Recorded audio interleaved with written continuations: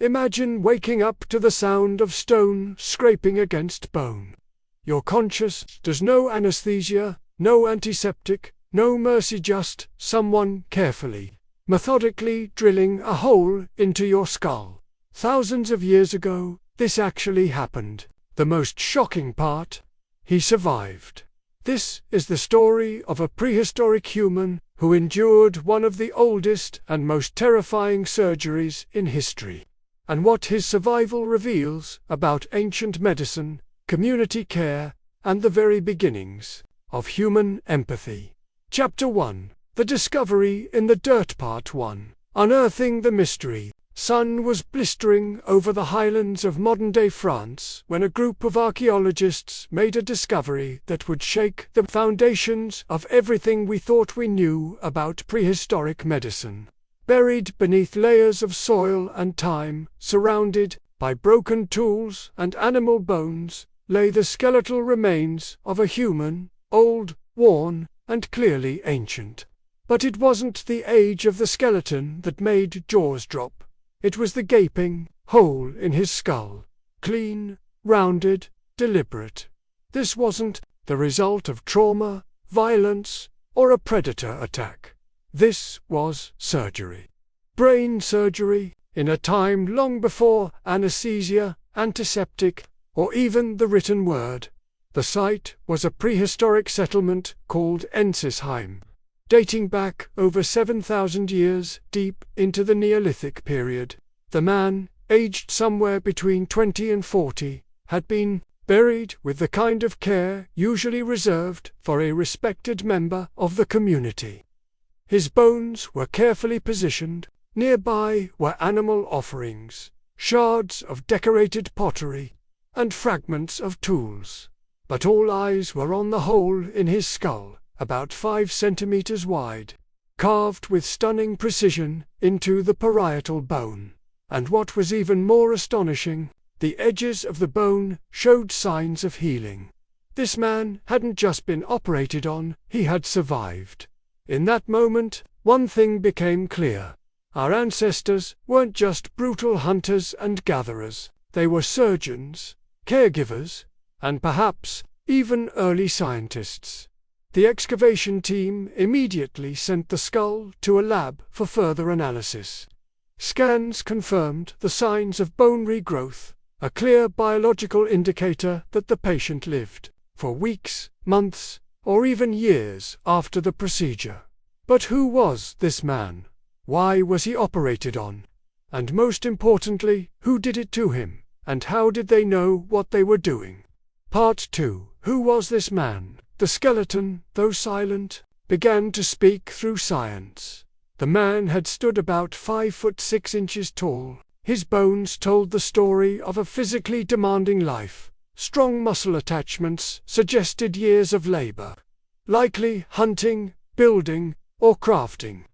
His teeth were worn down, a common sign of chewing tough meat or unprocessed plants, but there was no indication of violent injury or trauma elsewhere on his body. This wasn't someone who had been beaten or attacked. Whatever had happened to his head, it wasn't the result of battle. Carbon dating placed his remains between 5100 and 4900 BCE, centuries before the invention of the wheel, long before metal tools, and thousands of years before Hippocrates would ever write a word about medicine.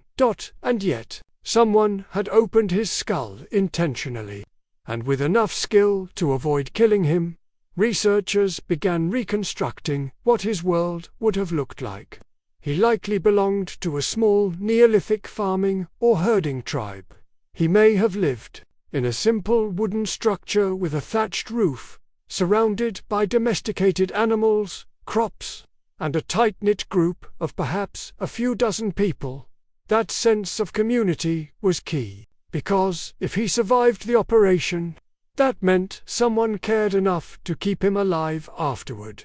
Think about what that entails.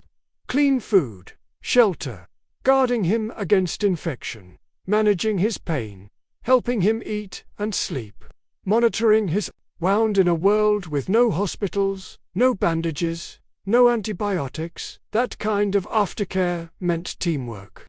It meant empathy.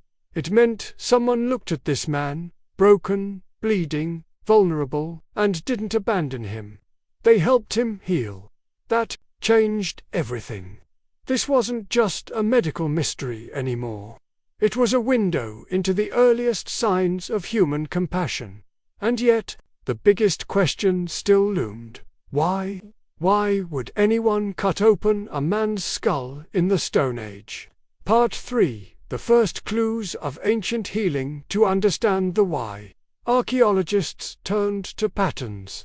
This wasn't the only skull with a hole ever found, far from it. In fact, similar skulls had been uncovered in places as distant as Peru, Siberia, and North Africa. All showed signs of the same strange phenomenon: trepanation, the act of cutting or scraping a hole into the skull. And in many of those cases, just like this one, the patients had survived. That fact alone reshaped everything we thought we knew about prehistoric life. These weren't random wounds or battle injuries. They were precise, intentional, repeatable. In other words, this was a practiced technique, and if it was practiced, that meant it had a purpose. Some researchers speculated it was used to treat head trauma, to relieve pressure from a fall or blunt force injury. Others suggested spiritual reasons, to let out evil spirits, to cleanse the mind, or to perform ritual healing. But this particular man's skull had no signs of fracture, no cracks, no swelling around the injury.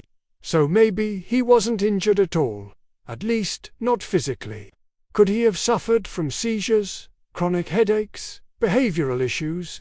Was the surgery done to cure what the tribe believed to be possession or madness, or was it part of something even older, a rite of passage, a test of bravery, a ritual marking adulthood or grief? We don't have definitive answers, but we do have something just as powerful: evidence that early humans weren't just surviving, they were experimenting, they were learning, they were trying. This one skull, buried for millennia and forgotten by time, whispered a secret to modern science. Even in the most primitive conditions, humans reached for healing. Even with stone tools, they dared to operate. And even in the harshest eras, someone still cared enough to keep another alive. Chapter 2. Meet the man with the hole in his skull. Part 1. A life in the Neolithic world long before cities, kings, or written language. There were small, scattered communities of early humans trying to survive and thrive in a dangerous, unpredictable world. Our man with the hole in his skull lived during the Neolithic era, a time of enormous transition. Humans were slowly shifting from nomadic hunting to settled farming. For the first time in history, they began planting crops, building permanent homes, and living in tight-knit, tribal societies. He likely belonged to one such community, perhaps 30 to 50 people living near a riverbank or open plain, where fertile soil allowed wheat and barley to grow. They raised goats and pigs. They ground grain using large stones. They stored food in pits, and they lived close, families sleeping together on packed earth floors, fires burning through the night to keep wild animals away. Life was harsh. Infant mortality was high. Disease ran unchecked.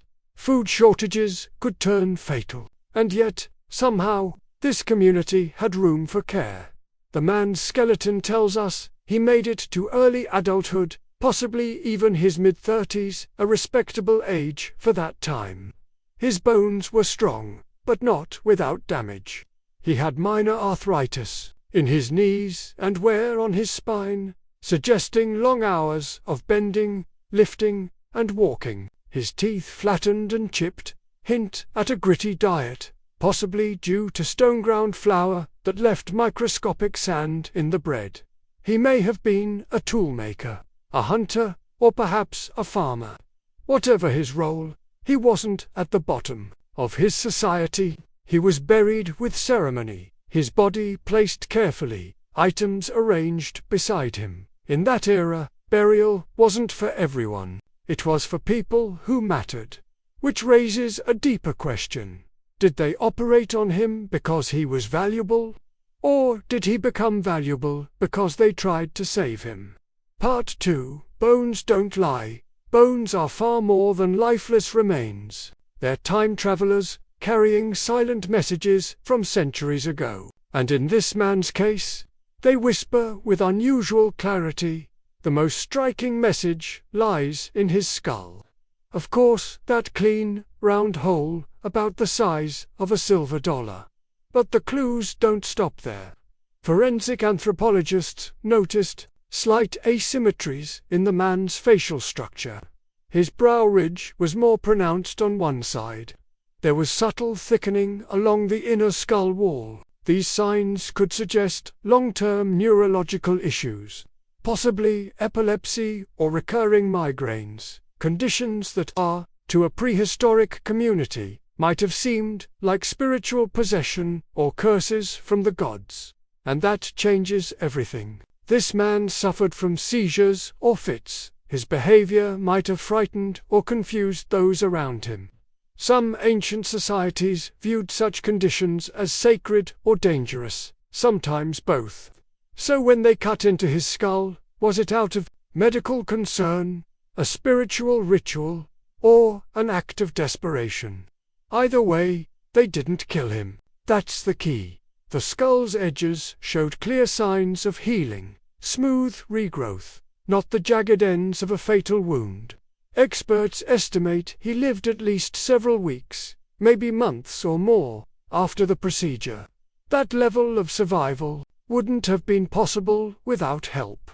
His bones also showed no signs of infection, which is shocking. In a world without antibiotics, even a small cut could turn deadly. Yet somehow, his trepanation wound, a literal hole in his head, remained clean enough to heal. This hints at something truly extraordinary. His caregivers may have used natural antiseptics like honey, clay, or medicinal plants, and managed to avoid contamination. This wasn't just a lucky accident. It was likely a practiced technique, repeated, taught, remembered, and it came from a place of knowledge, or love, or maybe both.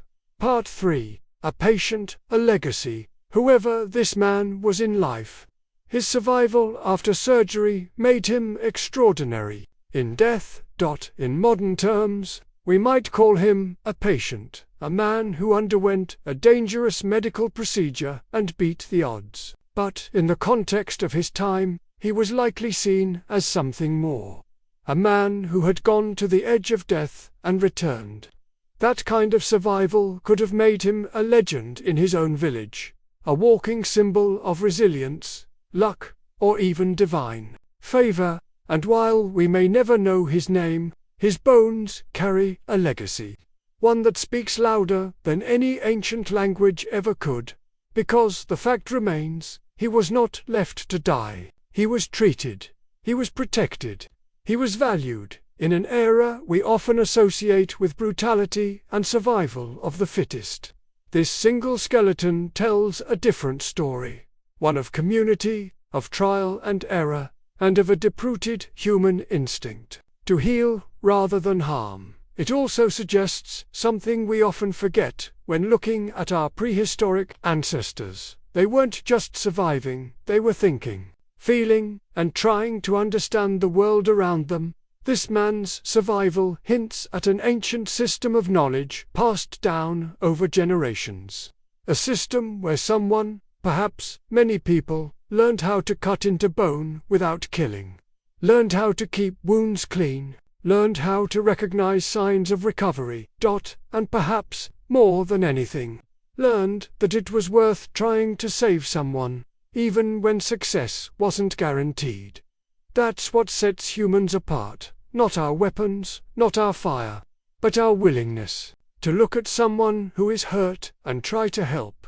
Chapter 3. What is trepanation? Part 1. the oldest surgery on Earth long before there were hospitals, doctors, or even the idea of science. Humans were drilling holes into each other's skulls, and astonishingly, some lived to tell the tale. This practice is called trepanation, and it's widely considered the oldest known form of surgery in human history. The name comes from the Greek word trypanon, meaning borer or auger. And that's exactly what the process looked like, using sharpened stones or bone tools to bore into the skull. But what's truly astonishing isn't just that it happened, it's how often it happened. Skulls bearing evidence of trepanation have been found on every inhabited continent in Peru, Russia, France, Sudan, China, even in the Himalayas. Some date back over 10,000 years. Many show signs of multiple operations on the same person, some with up to 5 holes in a single skull. Think about that. Not only did someone survive one skull surgery, they endured several. That raises massive questions. How did early humans learn to do this without killing the patient? Why was it so widespread across unconnected cultures? And what drove people to cut open the human head in the first place? Theories abound. Some anthropologists believe it was done to relieve pressure from brain trauma caused by falls, fights, or animal attacks. Others suggest it was spiritual, an attempt to release evil spirits or calm a tormented mind. Still, others believe it was ritualistic, a symbol of healing, power, or connection to the gods. But one fact stands above all theories: trepanation wasn't a rare, one-off experiment. It was intentional, global, repeated, which means our ancient ancestors weren't just brave, they were experimenting. They were learning, and somewhere along the line, they figured out how to keep people alive after brain surgery. Part 2: Across Continents. Through time, what makes trepanation even more mysterious is how far it spread and how similar it looked, despite vast cultural and geographic differences. In the high Andes of ancient Peru, skulls from the Inca and pre-Inca periods show stunningly clean cuts, often in the same region of the skull, and many of those patients survived, as indicated by smooth bone regrowth around the openings. In Europe, Neolithic farmers from France, Ukraine, and Germany were also performing trepanation, sometimes using circular scraping methods, sometimes sharp incisions. The tools varied, but the intent stayed consistent. Even in sub-Saharan Africa, evidence suggests the technique existed thousands of years ago, passed down by oral tradition and practiced by tribal healers or spiritual leaders. In parts of Central Asia, nomadic groups used obsidian blades to carve into skulls with near-surgical precision. What's truly baffling is this: there's no proof these ancient cultures ever met, no common language, no shared books or medical texts, and yet, somehow, humans all over the world had the same idea: cut into the skull, and someone might get better. It's almost as if trepanation was a kind of universal instinct, a desperate human response to head trauma, mental illness, or spiritual crisis. When faced with suffering they couldn't explain, our ancestors didn't turn away. They acted with tools, with ritual, with hope. And surprisingly, they got better at it over time. In some Peruvian skulls, survival rates for trepanation patients are estimated to be over 80%, a number that rivals some battlefield surgeries in the 19th century. That means, not only did ancient healers understand how to perform the operation, but they also learned from experience. They watched what worked, they avoided what didn't, and they passed it down. This wasn't trial and error. It was the beginning of medical knowledge. Chapter 3: What is trepanation? Part 3: Purpose, Practice, and the Power of Beliefs. So, Why did ancient people keep performing trepanation across continents, across generations? The most widely accepted explanation among scientists is that it began as a response to trauma. Blunt force injuries from falls, war clubs, animal attacks could cause skull fractures, pressure buildup, or brain swelling. Cutting into the bone may have been a way to relieve that pressure and save the person's life, even if they didn't understand the medical science behind it. But that's only part of the story. Trepanation was often performed on skulls with no evidence of trauma at all. No fractures, no cracks. Just a clean hole, often perfectly round, sometimes even decorative in shape. These cases suggest something different, a ritual, a belief, a cure for something invisible. In many ancient cultures, mental illness wasn't seen as a chemical imbalance, it was a spiritual affliction. Hearing voices, seizures, mood swings, these could all be interpreted as possession, curses, or signs of divine contact. Cutting into the skull then may have been a way to release the force believed to be trapped inside. And here's the twist. Sometimes it worked. If a person believed they were cursed, and their community did too, then a surand when the hole was made, the bleeding managed, and the wound cleaned. The healer might have applied herbs, clay, or even animal fat to seal the wound. Bandages, if used, could be made from plant fibers or animal sinew. But the most powerful tool wasn't in their hands. It was in the days that followed, because someone had to care for the patient afterward, change their dressings, feed them, protect them from infection, ensure they didn't die in the days after surgery.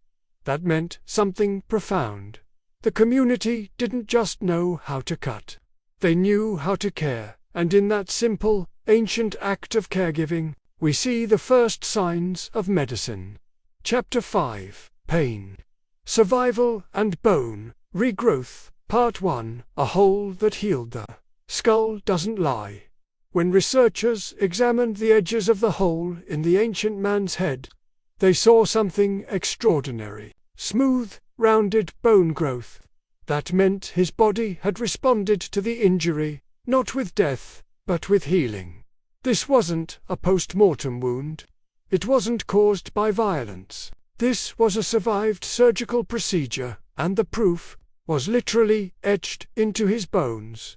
When the human body experiences trauma, especially something as extreme as a hole in the skull, it begins an immediate biological process: clotting, inflammation, immune response. If the person dies, that process stops. But if they survive even a few days, the bone begins to show early signs of healing, a fuzzy, porous layer called woven bone. And if they live longer, weeks, months, or even years, that bone becomes more dense and smooth, forming a permanent seal. In this man's case, the regrowth was clear and substantial. Experts believe he lived at least several months after his surgery, possibly longer. That might sound unremarkable today, but remember, this man lived thousands of years before the discovery of bacteria, germs, or sterilization. There were no antibiotics, no stitches, no clean operating table.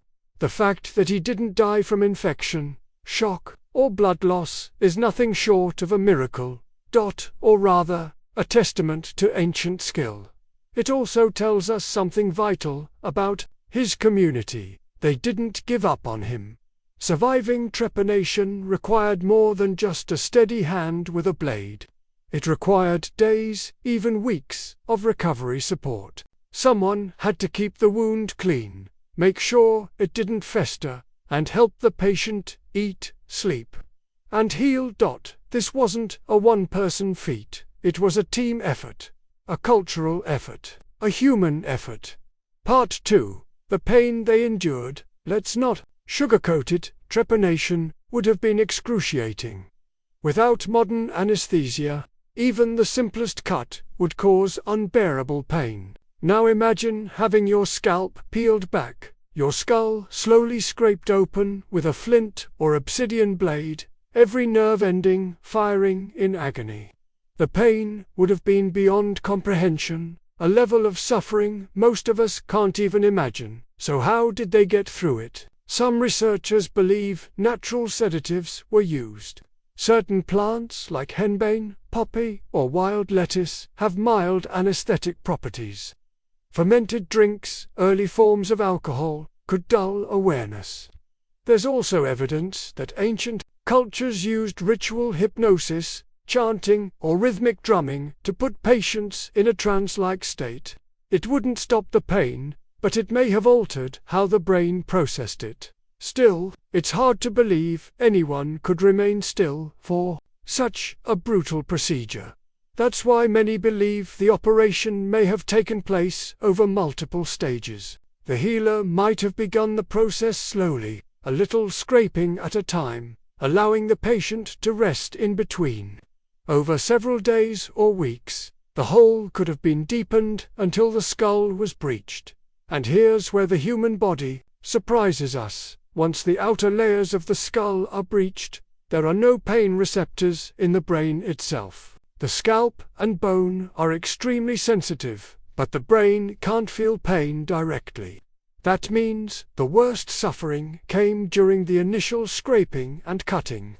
If the patient made it past that point, it may have gotten easier. But survival wasn't just physical, it was mental. This man had to be resilient, strong-willed, supported by others. He didn't crawl away and hide. He stayed, and someone stayed with him. And that partnership between patient and healer, between the injured and their community, may be one of the earliest, most beautiful expressions of human compassion ever recorded. Part 3. Signs of a healing culture. When modern scientists look at ancient skeletons, they aren't just studying bones, they're studying behavior. And what this man's healed skull tells us isn't just that he lived. It tells us that someone made sure he did. His survival speaks volumes. It means he didn't succumb to infection.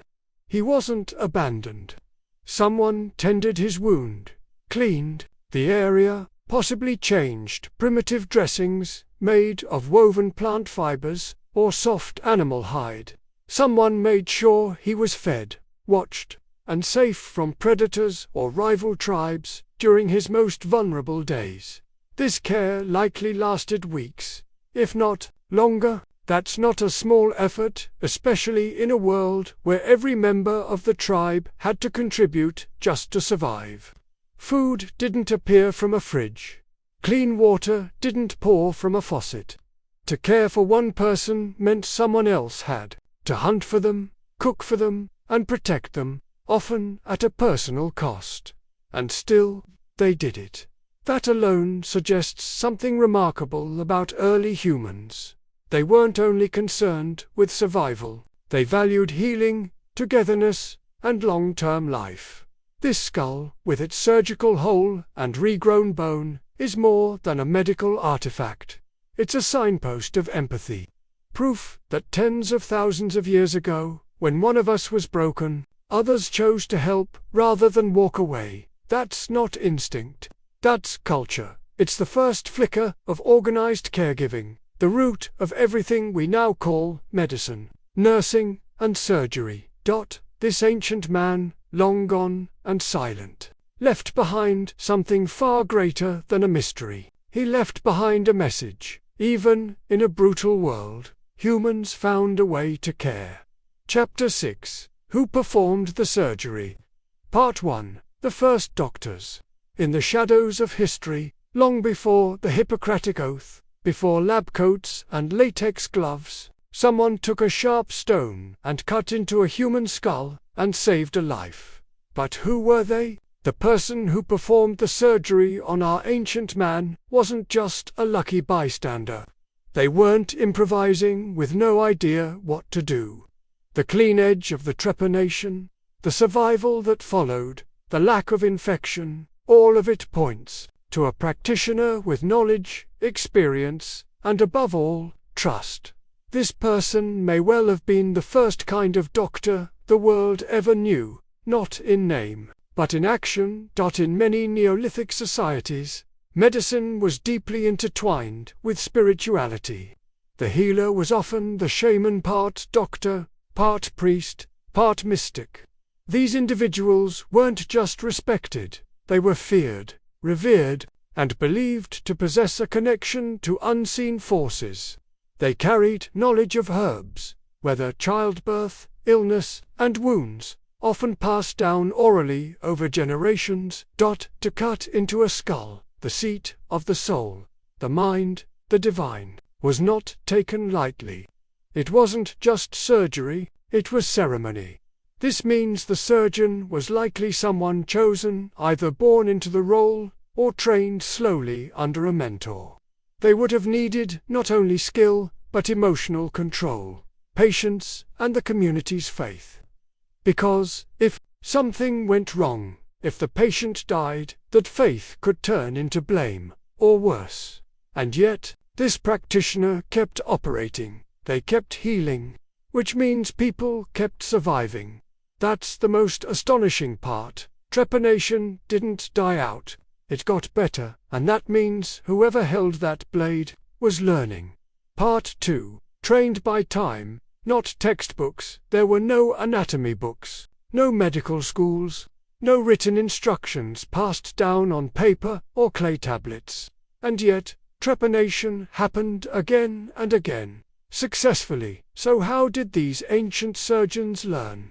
The answer may lie in apprenticeship through observation and repetition, a timeless human method of learning.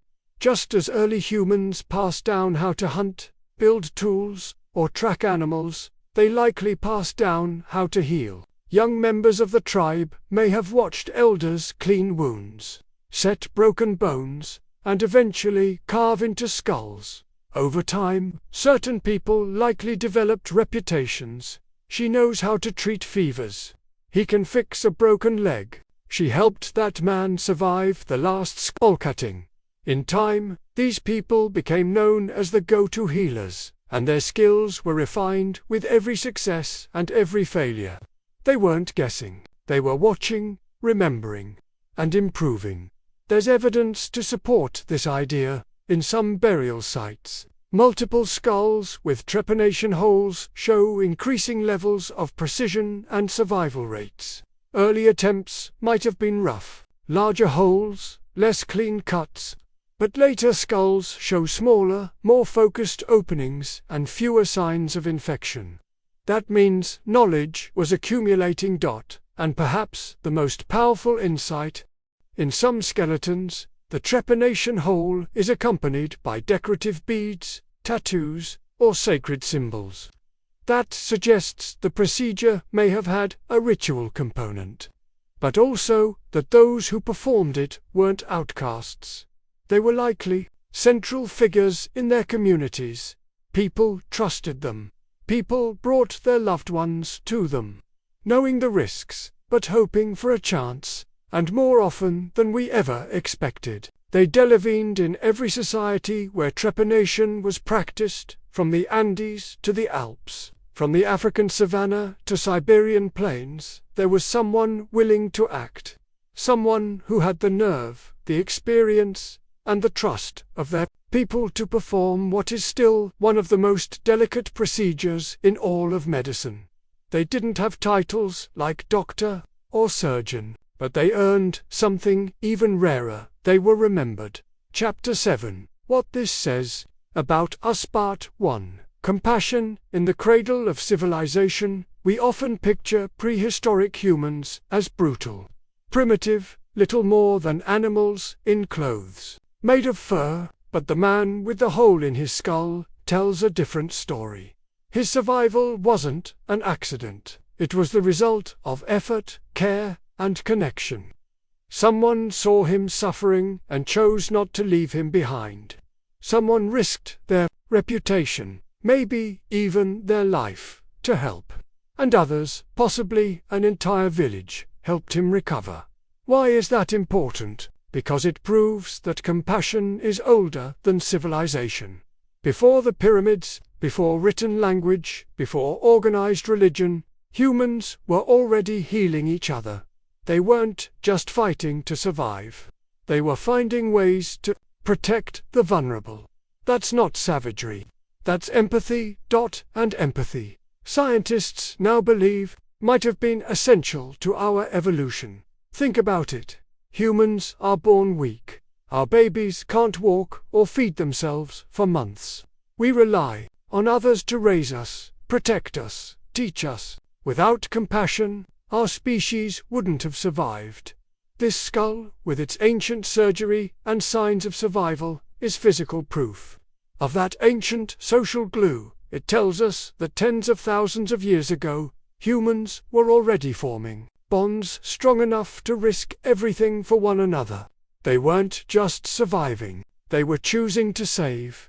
That one decision, to care instead of abandon, may have changed the course of human history. And in a world that often feels divided and cold, this ancient act of healing reminds us we are hardwired for compassion. We've always been. Part 2. The birth of medical thought. Trepanation didn't just happen once. It happened again and again, across cultures, continents, and centuries. That tells us something profound. Early humans weren't just reacting, they were thinking, testing, learning. In a way, trepanation was the first form of medical science. It was the moment when human beings looked at the suffering of another and thought, what if I do something? What if I try? And that single thought, that willingness to act, is what medicine is built on. Our ancestors didn't have the luxury of hospitals or diagnostics, but they had something almost more powerful: curiosity paired with compassion. They noticed patterns. They remembered which wounds healed and which didn't. They learned that cutting into the skull could bring relief sometimes, that some people lived, that others died. And slowly, over generations, they refined their techniques. It was messy, risky, often fatal, but it was intentional, purposeful, and it laid the groundwork for everything that came after. That's the origin of medical knowledge, not in libraries, not in textbooks, but in the dirt, by firelight, with blood on a stone blade and hope in a healer's eyes. It also tells us something about belief. Trepanation was as much a spiritual act as it was a medical one. People believed in the power of the body to heal, but also in the power of the healer, the community, and unseen forces to assist. That blend of logic and faith is still present in how we think about healing today, and perhaps that's what makes trepanation so compelling. It wasn't just about treating pain, it was about treating the person, their body, their mind, their soul. And that makes it not just ancient medicine, but timeless humanity. Part 3. The human thread that never broke. We often look at ancient humans as other, as if they were some lesser version of us. But when you stare into the hollow circle of that trepanned skull, something shifts. You realize this wasn't a brute, this wasn't a savage, this was a person. Just like us, he felt pain, he feared death, he hoped to live. And someone, another human, looked at him and said, "Let me try to help." That is the human thread, the unbroken chain of compassion, trial, failure, and healing that links us to every ancestor who came before. Every hospital today, every doctor, nurse, surgeon, therapist, owes something to that moment in time when one early human dared to cut into another's skull, not to hurt, but to heal. It wasn't science as we know it. It was something more primal, a fusion of instinct and empathy, courage and care, and in that sense, trepanation is more than an artifact. It's a message carved in bone. We've always been more than animals. We've always reached for something higher, and we've always, even in the darkness of history, had the capacity to choose kindness. So when we hold up that ancient skull, we're not just studying the past, we're holding a mirror to ourselves and the reflection. It's not crude, it's not broken, it's beautiful. Chapter 8, Trepanation Through the Ages, Part 1. From caves to Cathedral, Trepanation didn't fade with time, it followed us through history, adapting and evolving as civilizations rose and fell. After its mysterious beginnings in the Stone Age, the practice continued into the ancient civilizations of Egypt, Greece, Rome, and beyond. And while the techniques changed and the reasons varied, the core idea remained the same. Sometimes, cutting into the skull could bring relief. In ancient Egypt, skulls from elite tombs show clear signs of trepanation. Egyptian physicians, renowned for their medical scrolls and surgical precision, may have performed the procedure to relieve head trauma, migraines, or mental illness. The famous medical text, Edwin Smith Papyrus, describes head injuries in remarkable detail, proof that cranial trauma was studied seriously. The Greeks took it further. The philosopher-physician Hippocrates, often called the father of Western medicine, wrote extensively about head wounds and how to treat them. He even recommended trepanation in certain cases, believing it could help with fractured skulls or trapped fluids after blunt trauma. By the time of the Roman Empire, military surgeons were performing crude cranial surgeries on the battlefield. Roman medics carried bronze and iron trephines, hand-cranked drills used to bore into the skull, and used them to relieve pressure from swelling or infection. And these weren't isolated efforts. From China to Persia, from Mayan priests to Celtic tribes, trepanation appeared again and again, always slightly different, always deeply cultural. It tells us something critical, even as beliefs shifted from gods to science, from rituals to reason. The urge to relieve suffering by opening the skull never disappeared. This wasn't just a prehistoric phenomenon, it was a practice that marched through centuries, adapting to new ideas, but always powered by one thing: the hope that healing was possible. Part 2. Medieval myths and Renaissance risks. As Europe moved into the Middle Ages, trepanation didn't vanish, but it began to blur the lines between science and superstition even more. In medieval Europe, trepanation was often performed by barber surgeons, men who shaved beards and pulled teeth by day, and at night might open a skull with tools that doubled as razors or wood drills. These procedures were often done not in hospitals, but in marketplaces, monasteries, or candlelit chambers. The reasons were wide-ranging, from treating skull fractures to driving out demons. That's right, many believed that mental illness, seizures, or persistent headaches were signs of spiritual possession. Trepanation, then, was a way to let the evil spirit escape. In some cases, holes were drilled not to treat an injury, but to exorcise a soul. Still, it wasn't all superstition. By the time the Renaissance began, in the 14th century, new light was shining on old ideas. Artists, like Leonardo da Vinci, began studying human anatomy with unprecedented accuracy. His detailed drawings of the skull and brain opened new questions and offered visual insights for future surgeons. During the 16th and 17th centuries, physicians like Ambroise Pare and Andreas Vesalius revived and refined surgical techniques, including those for cranial injuries. Trepanation became less mystical and more mechanical, a procedure used for battlefield trauma or internal bleeding. Yet it was still deeply dangerous. Without sterile tools, infection was rampant. Without anesthesia, pain was unimaginable. And without X-rays or scans, surgeons were still guessing about what lay beneath the skull. Still, they tried. They refined their instruments. Circular blades, called triphenes, were developed, metal cylinders with sole-like teeth, designed to cut precise holes in bone. Some even had depth gauges, so surgeons wouldn't cut too deep. Every improvement carried forward a belief that had existed since the Stone Age. We can do this, we can help. Part 3, From Obsolete to Obsession as Medicine, advanced into the 18th and 19th centuries. Trepanation began to lose its place in mainstream practice. New understandings of the brain, nervous system, and infection transformed surgery from a ritual into a scientific discipline.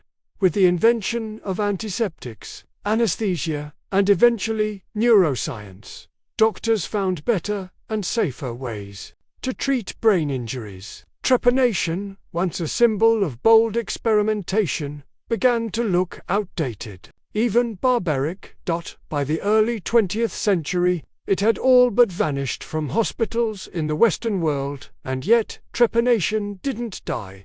In remote regions of Africa, South America, and Southeast Asia, traditional healers continued the practice, using local methods passed down for centuries. In some cases, survival rates rivaled or even surpassed 19th-century Western surgeries, due to the careful attention paid to post-operative care and cleanliness. But the most surprising twist came in the late 20th century, when a small group of people, mostly in Europe and the US, began advocating for voluntary They believed that drilling a small hole in the skull could improve cerebral blood flow, enhance consciousness, or expand the mind. This movement was fringe, controversial, and largely dismissed by medical professionals, but it showed something important. The ancient allure of trepanation hadn't disappeared. It had simply evolved from survival to ritual to obsession. Today, modern neurosurgery is light years ahead of where trepanation began. We perform craniotomies with robotic arms and microscopic tools, guided by real-time imaging, but the principle, still the same: open the skull, relieve the pressure, save the brain, just a little more refined. And perhaps that's the poetic truth behind it all. The oldest surgery in human history never really ended. It just changed clothes. Chapter 9. The Mystery of the Whole. Part 1. Trauma or Treatment. Let's return to where this story began. One ancient man, one perfectly carved hole in his skull, and a mystery that's puzzled scientists for decades. Was this hole the result of violence or healing? At first glance, it's easy to assume trauma. Maybe he was attacked. Maybe he fell. Maybe someone struck him with a club or stone. After all, life in prehistoric times was brutal. But when forensic anthropologists examined the skull, they found something unusual. The edges were clean, smooth, rounded. There were no fractures radiating outward. And most importantly, there were clear signs of bone regrowth. That last part is key. If this man had been injured in a fight, a blow hard enough to pierce his skull would likely have caused splintering or cracks. But none were found. Instead, the opening was deliberate, as if someone had carefully and intentionally cut into his skull. That changes everything. It suggests the hole wasn't an injury. It was a procedure. And the fact that he lived long enough for his bone to regrow, that means it was successful. But why? Why would someone cut open a man's skull thousands of years ago? Here's where it gets murky, because no one left written notes. We can only speculate. Some researchers believe it was to treat head trauma from an earlier injury, like swelling or bleeding inside the skull. Others argue it may have been to address chronic pain, mental distress, or epileptic seizures, which ancient cultures often saw as signs of spiritual possession. There's even a theory that it was ritualistic, a way of initiating someone into a spiritual or warrior class. Whatever the reason, the facts remain. The cut was careful. The man survived. And someone knew exactly what they were doing. Part 2. Reading the bone like a diary. Bones don't speak, but if you know how to look, they whisper. And this man's skull, with its single, deliberate hole, has told scientists more than he ever could in life. Through modern forensics, archaeology, and 3D imaging, experts have been able to reconstruct not just what happened to him, but also what it meant. First, the location of the hole is telling. It wasn't random. It was carved on the parietal bone, near the top left of the skull, a spot that avoids major arteries and is relatively thin. That's no accident. Whoever performed the surgery understood anatomy, at least in a functional sense. They chose a safe entry point, the same area that ancient trepanation cultures used over and over again. Second, the shape of the hole is remarkably symmetrical. It wasn't a jagged puncture from a weapon. It was a controlled act, scraped, not smashed. And third, the edges show remodeling. That means the bone began to repair itself. Blood had returned to the area. The immune system had kicked in. The body said, "This isn't the end." Even the surrounding bone tissue showed no signs of infection, a sign that the wound was kept clean, and that the man was cared for after the procedure. Now zoom out for a second. What we're looking at here isn't just a skull, it's a record, a logbook, a testament to early surgery, early empathy, and early medical reasoning. It's also rare. Out of thousands of skulls from that time period, only a tiny fraction show both trepanation and signs of survival. This man wasn't common. He was exceptional, and so was the person who treated him. This mystery, whole small as it is, may be one of the most important clues we have to understanding not just how humans lived, but how they chose to keep each other alive. Part 3. A message from the deep.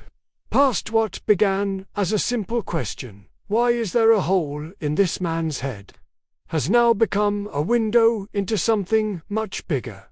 Because this isn't just a medical mystery, it's a human story. The more closely we study this ancient skull, the more we see ourselves reflected in it. Not in the bone itself, but in what it represents. The bravery to act in the face of suffering. The skill to attempt the impossible. And the love or loyalty strong enough to stay by someone's side while they heal. Think about that.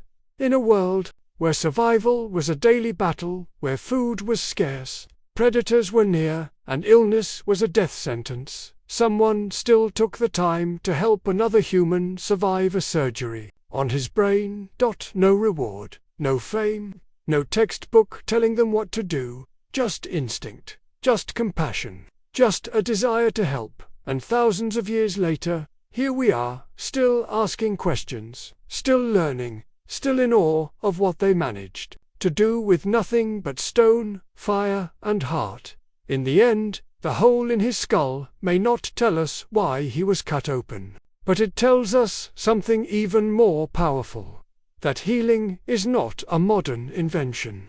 That empathy is not a luxury of the civilized. That care, true, fearless, human care, is ancient. And it has always been the thing that sets us apart. Not the tools, not the buildings, but the choice, again and again, to save each other, no matter the odds. Part 1. What trepanation still teaches you. Trepanation, a hole in the head, a survival story etched into ancient bone. That it sounds like a relic of the past, and in many ways, it is, but in truth, this practice still echoes into the present, teaching us lessons we might not expect, because, when you strip away the drama and the mystery, trepanation comes down to something incredibly simple. A human being was in pain, and someone tried to help. It reminds us that medicine didn't begin in laboratories or operating rooms. It began in huts, in caves, in forests, with people who had no guide but instinct, and still decided to act.